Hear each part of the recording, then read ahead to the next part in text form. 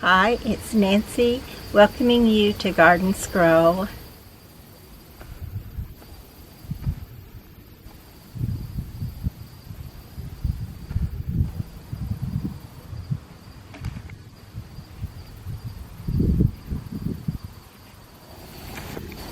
I think this is so beautiful. This is my little seedling.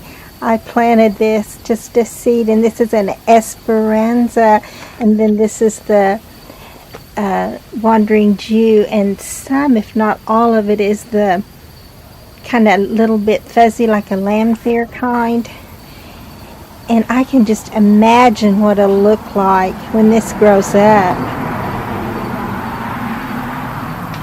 because this little Esperanza has beautiful yellow bell-like blooms, and it gets, I don't really know even how big it gets, but I've had them to be like 3 foot tall, and then with this purple underneath it and the bright yellow blooms, I think it's going to look so great.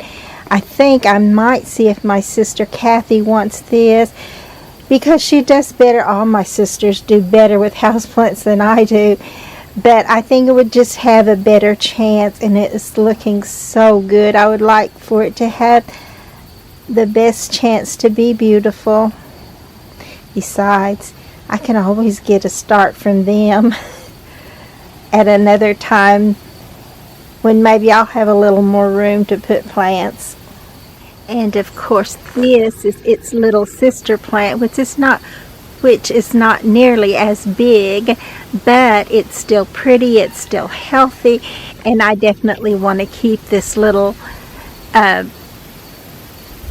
hibiscus. This is an annual hibiscus. It has to be brought in. That's why I have it in this clay pot, and I will bring this in soon. And so I think this one is the one I will keep, and I probably will give her the other one if she wants it. I'm planning on taking this in. I was sure it would die because it just looked like it was dying all summer long, but it's got life, quite a bit of life. Wouldn't it be great if it would keep life and get more and more instead of dying on me? I can't believe how this little flowering maple abutilon has really gotten greener and healthier. It was looking all so ready, and it's still got some places on it where you can tell how it looked, but all of it looked like that, and now it's getting new growth, and some of the older leaves are looking brighter, more green, less brown, and it's time to take it in, and I hope I can keep it well during the winter. And then of course, I went ahead and got a burgundy spike. My other one was dying, so, and some of this one has died, but there's still some pretty healthy looking foliage at the top, and I'll definitely want to keep trying this. I just love a burgundy color in the garden. I love the green, but I think it just shows off all that much more if it has another color like the burgundy, or a orange, or a yellow, or even this pretty pale blue dusty miller. It just brings out that green and makes them shine all the more. And oh, how I will hate to lose this little variegated dew or ice plant, and I do every year. I just can't seem to grow it. It does better in a glass of water than in a pot. But actually this morning I was listening to someone, and I'm not sure who that was, but they were saying the ratio of perlite that you add. So I told my friend Susie that I was doing so good on these, and it looked so great. I was so proud of it. I thought it might just start spilling out everywhere, and then it began to do what it always does for me, which is die. So I don't know what I do wrong. I don't know. But at least they made it this far, and at least one of these is still alive. So I'm hoping it will live through the winter and be beautiful again.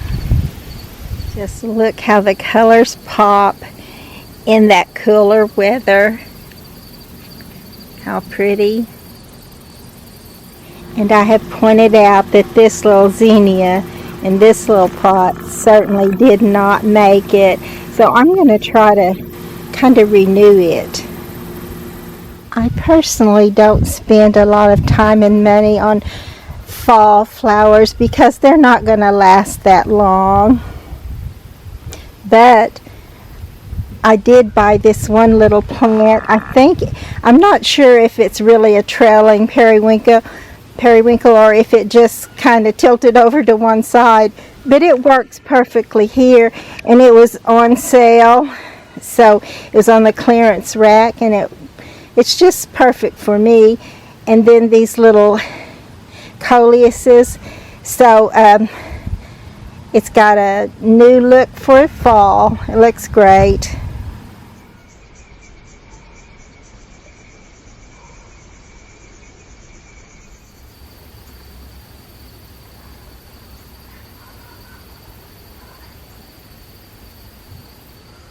I was looking at my sedum and I realized that this one is wilty, and then I realized that it's broken loose from the ground. So I will come out here in a little bit and clip that off and trim it up a bit, put a little rooting powder on the end of it and stick it back down in there. I tried to restart this little plant because I read that it only lives about a year, and if you want to keep it going, you have to keep little starts. But you can tell my little starts. This one does still have some life in it.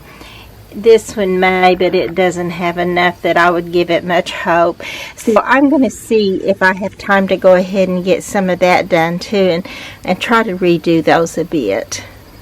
My sister's little cactus start is looking good.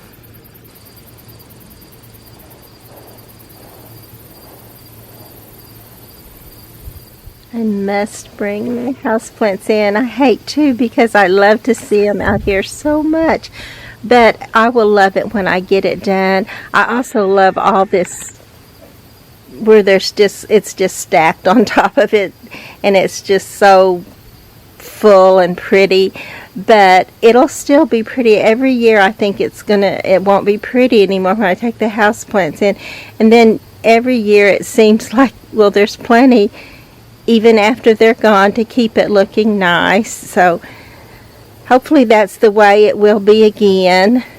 I need to take this Jacob's ladder plant inside too, and again I hate to because I'm pretty sure I'll have to clip a bunch of it off to get it inside, and it's just now looking really pretty. Oh, and I'm seeing another splash of bright red. I'll have to go around and get this one in a better position for you to see. So there it is in all of its loveliness, and then right beside it I see where the peonies, the summer really got to them. But I've heard that it is better to leave the foliage through the summer because it feeds the plant for next year. It's so that its little rhizome will be healthy and ready to go. But it is time to start getting these clipped back too. That's another job, but that will be after I get my houseplants in, but it needs to be soon.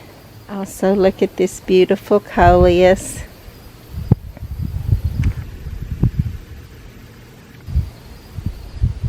And it rained so that it'll be easier for me to dig some of my bulbs and things up if I get around to that before the ground hardens again. But oh look, the armadillos certainly took advantage of the softer ground to come and dig holes everywhere.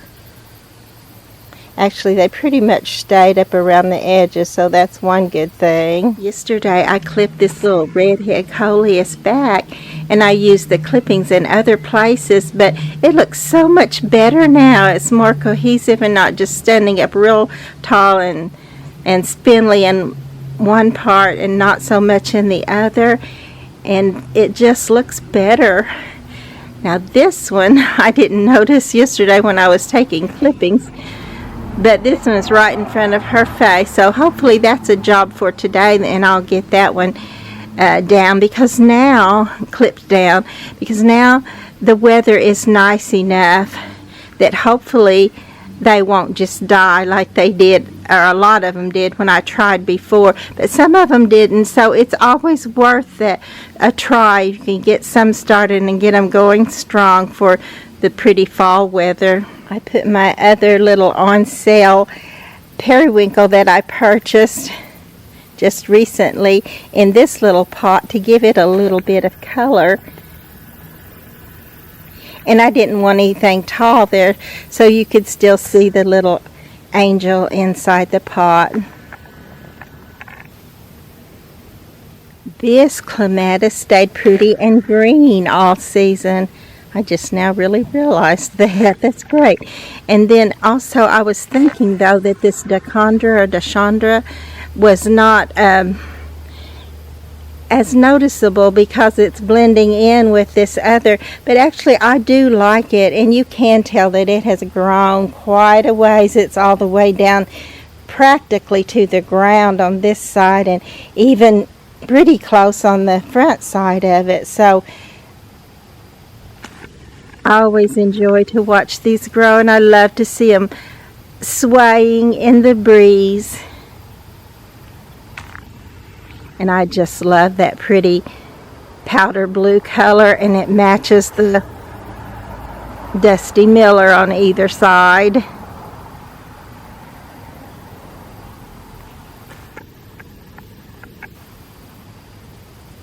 I filled this little pot up with a bunch of little coleus, and let's see, I think actually that's all, several different types of coleus in here, and it's going to have to kind of fill out a little bit before it will really look good, but I think it has the potential to do that.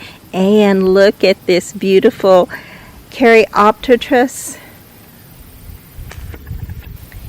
It is blooming and looking great this morning.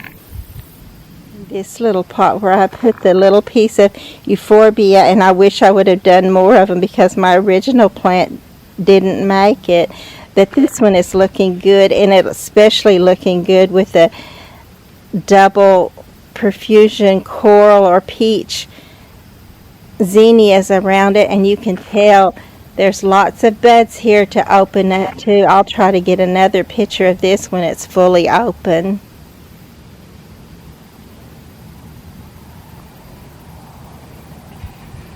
And then I put some more little clippings in this pot also. You know, I told you I might clip the tops out of those color saras, and that's what I did, and put them in this little pot. And I think they're going to look a lot better there. This one was just looking so scraggly. I tried so many times with it, but mostly it was too hot for them to take, although some of them did. They're just not looking great yet, but this one did take when I put it in, and then it lived, and it's looking good. So hopefully the rest of them will, and I'll get some more pictures of it when it's really coming into its own. And of course that all depends on how much of a fall we have, how long of a fall, and how nice of weather. But oh, it's so wonderful. Just think, only a few days ago, it was so hot and miserable out here, and now it's just wonderful to be out in the garden. I see my little white crepe myrtle has some bloom on it today. This is another little pot where I put coleuses, and I think it's going to look great It was just ratty and empty looking, bare in spots in the front of it, and now that it's all filled out, it looks good. I also put a bit more coleus in this little pot to go along with the periwinkle that's in it. This is one of my clematis that did not look well all summer long. I love these little seed head things though. I think they're almost as pretty as the blooms.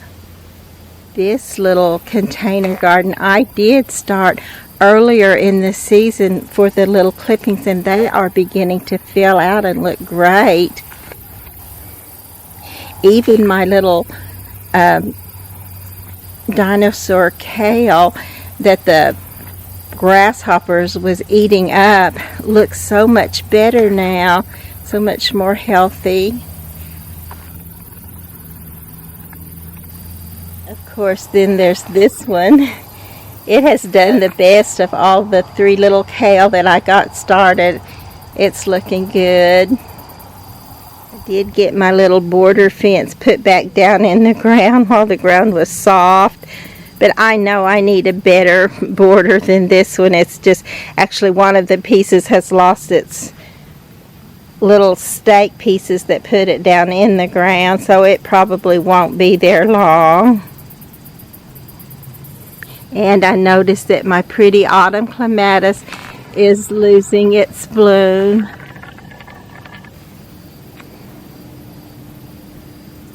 My pretty little light blue woody salvia that I got in the late spring this year has not done well, but its root is still there. It's still alive, and next year could be a whole different story. That's what I'm hoping.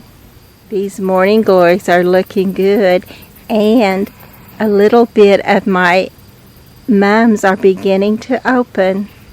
It'll be a while, but if the weather stays nice, it won't be long before all of the mums are just breaking forth in glorious color. And this is another little place where I put some coleus.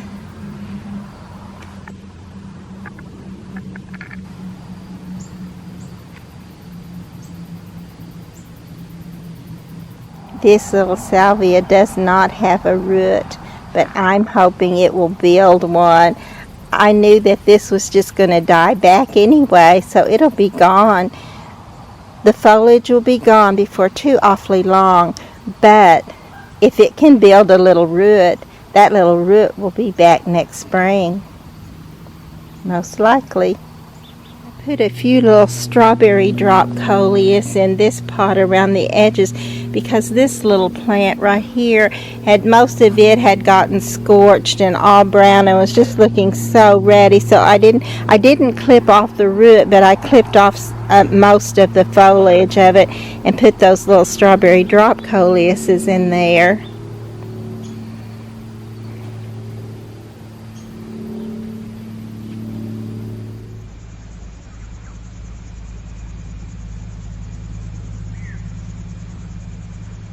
Look how these little zinnias are taking off. Remember how scraggly they were? I didn't think they would make it, but they look great now.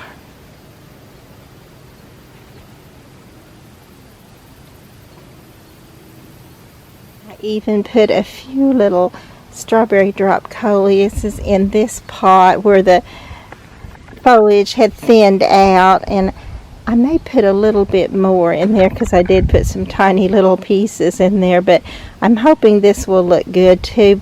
It already does look good for that matter, but hopefully it'll even be fuller. Oh, and I told you that I would look and be sure I got it right when I was going to tell you what I heard about the ratio of perlite to potting soil when you're bringing in your house plants. If you want to change the soil, or when you put them in their pot, and I always suggest using the clay pots for the inside plants. They just don't let it hold that water that can cause root rot. But for a great drainage, you need to use perlite, and I knew that, but I really didn't know the ratio. But it's actually like 5 parts potting soil and 2 parts perlite for most plants. But if you're going to be doing succulents or cactus, it's actually almost 50-50, but not quite. It's 4 parts perlite to 5 parts potting soil. And I can certainly see that because, you know, the cactus need to drain, and I have trouble keeping my cactus. I may take out my soil that I have, if I have time, and do some of that to where I can get a better ratio, and maybe I'll get to keep some of the plants that I sometimes lose during the winter months when they're inside. I am going to have to give up this roaming around and looking at pictures and talking to you.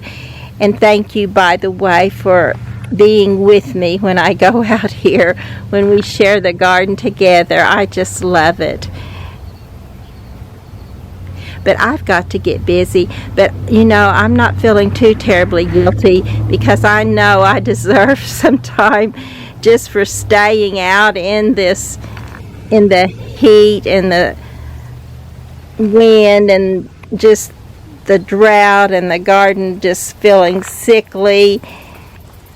You can look back at effects of dog days of summer, and you can see, oh my goodness, the poor little garden was suffering so, and so was the gardener. I mean, terribly so. I even found out I have some more illnesses, so it was not a happy summer.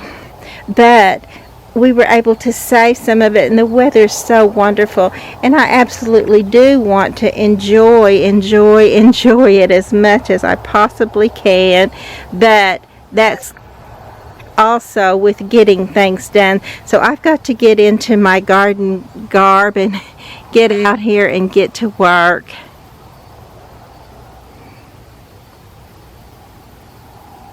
And of course, even after I get the houseplants in, that'll take some pressure off of me, and it will still be pretty. It will.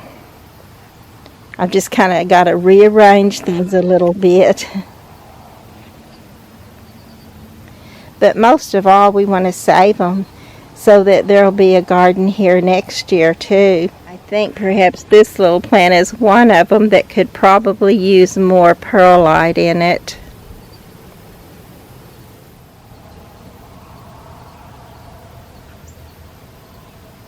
You've probably noticed there are still splashes of color from the tall Laura phlox, but they are dwindling down. I don't know how much longer we will have them. And also the crepe myrtles are beginning to dwindle down, except for that one white one that I showed you earlier.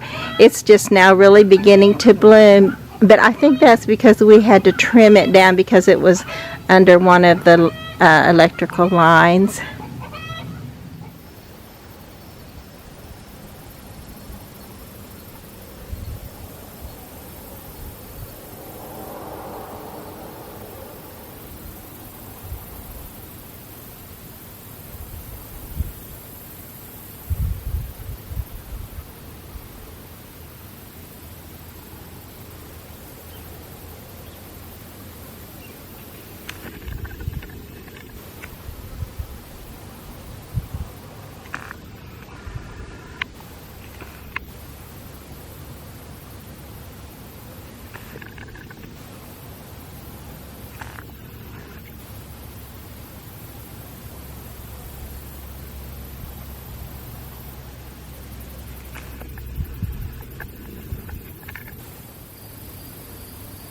And this beautiful little variegated hibiscus needs to come inside.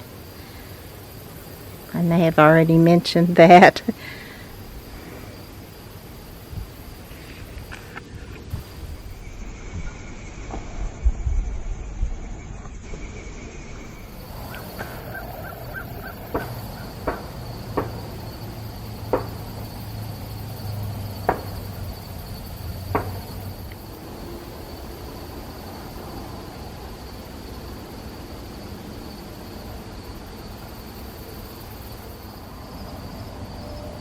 They love to sit on these tomato cage rims. That's one of their favorite spots, that and the shepherd's hooks.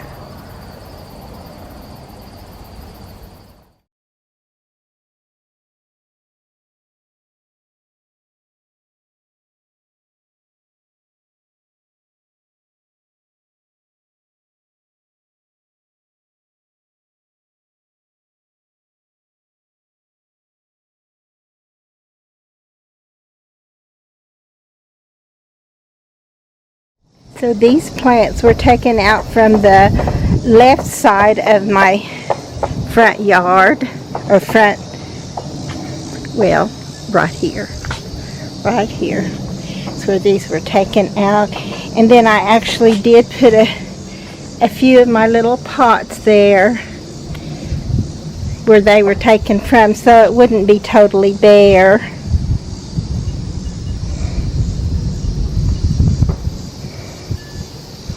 And that's another thing to remind myself that yes, I do need those little pots filled up with plants to put them in places where I empty some out to take inside.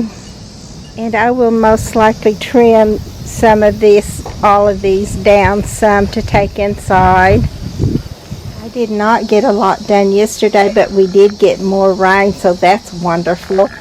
And this little plant, I did go ahead and divide it again. It's practically non-existent now, and I got 2 more little stalks, and I will keep one of these and I'll give one of these away.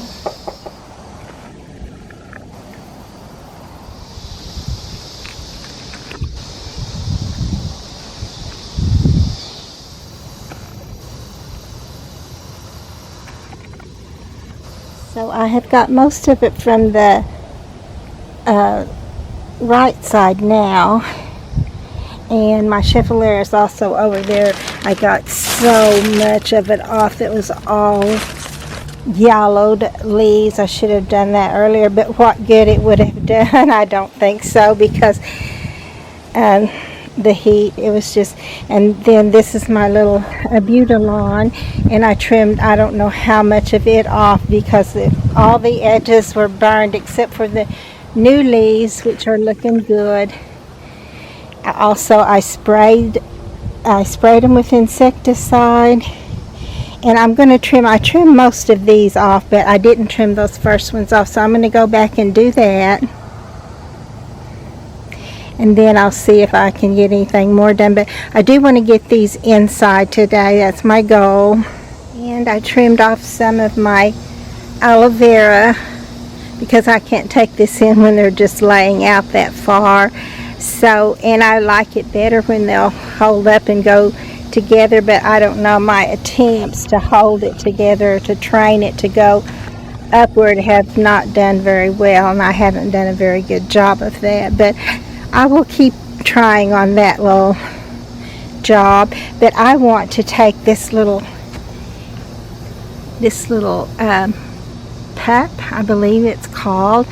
Can you see how it's made a whole nother little one right there? I'm going to take that one up and put it in a clay pot and take it to my nephew Clifton, which I'm hoping that I get to see him before too awfully long. I would love to get him and the both of us go see my nephew Shane and just have some time together.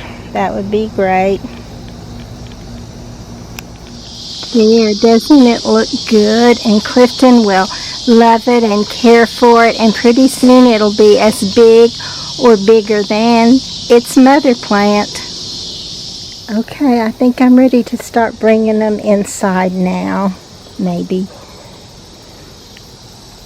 I've got them trimmed down where they look pretty neat and ready to go inside, and I'll have to make myself some notes about the things that I still need to take in. Of course, this little Esperanza that I started, look at it, it looks so great. Just compare it to, let me go over here, where is my other one? Right here, this one right here, and it's so much smaller. This one just did wonderfully, but I think this one belongs to my sister Kathy, so that will be the plan, to get this to her. And I've got to remember to bring in my mandevilla plant. So hopefully it will live through the winter and come back out next spring. So, and also I wanted to show you that, yes, you can't even hardly tell that I took anything out of here, and I took all of that out of here. So I did, however, move things around.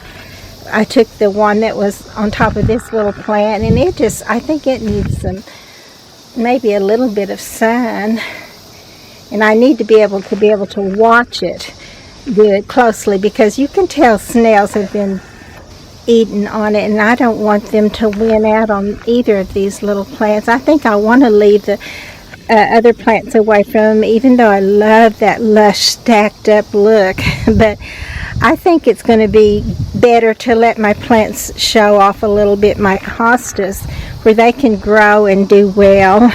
And there's several, though, that I know I need to bring in still. I'll want to make me a note, because I don't want to end up thinking, oh, I got all that in, and then really I didn't. But I did get the biggest portion of it in and replace it with some of the little pots I had just sitting over here.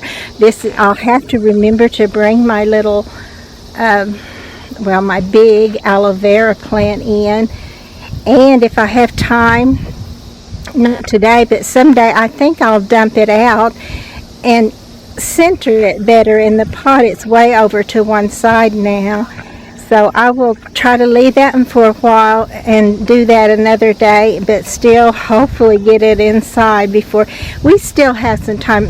Hopefully, I believe we do anyway. You never can really accurately guess when that first freeze might come. I leave that up to the weathermen, and they don't always get it right. But I, for one, very much appreciate their attempt, because I know they have much better idea of what could happen than I do. Mine is a much broader. I know it could happen, but I have no idea when.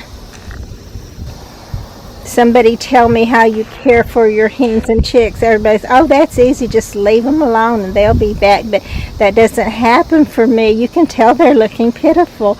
I clipped this one back and put it a little deeper down in the soil. This is the one my friend Susie gave to me, and it was like double. It had doubled itself on top of itself, and it was so pretty.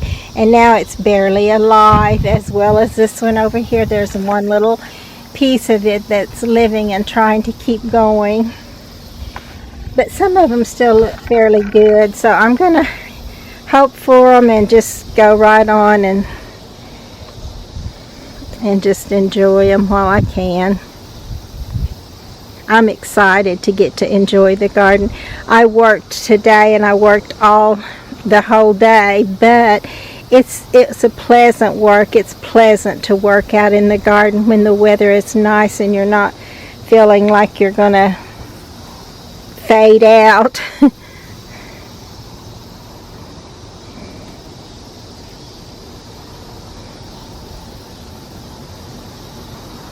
I call it see, what is the term I have for it? I have one. Wipeout. That's what I call it, wipeout.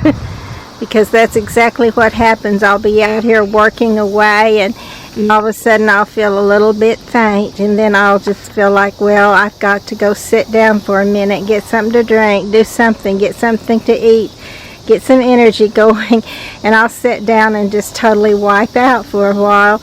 That usually I can take a little 10-minute nap or something and go again, but not always.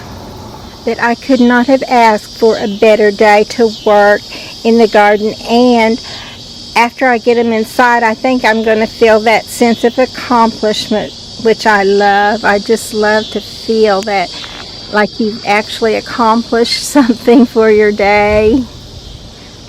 This is where I put this beautiful yellow zinnia. There's some pink in there with it too, but they're not showing up very much right now. but it looks good there, so I'm happy with the way it turned out. This is another thing I must remember to come out and get my non-stop begonia and hope that I can get it started again next spring. I had determined that this little pot was not going to make it, and then I determined, well, maybe when it gets cooler it will, and then I determined, no, it's gone. So, but now look, it's beginning to try again. It's true that I took a bunch of old dead dried up stuff out of here, but some of it has put on new growth and is trying to shine again for the fall season. I am, however, still leaning toward putting succulents in this little pot next year, where it'll have a better chance to look good for a longer period of time. Please be sure to like and to subscribe to the channel.